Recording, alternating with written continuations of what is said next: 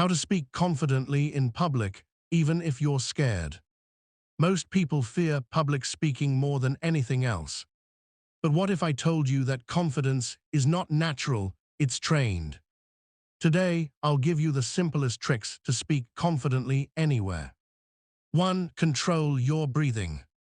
When you get nervous, your breathing becomes shallow.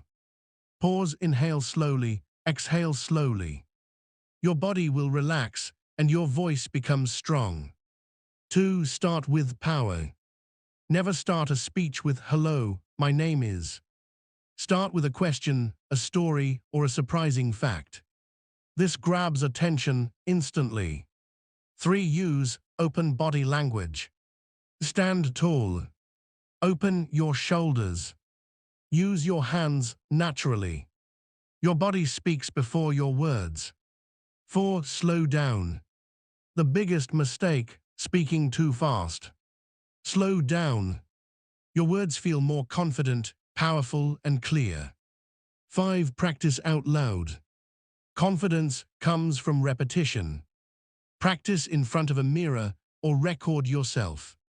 Every time you practice, your fear gets smaller. If you want to become a confident speaker, start with these 5 steps.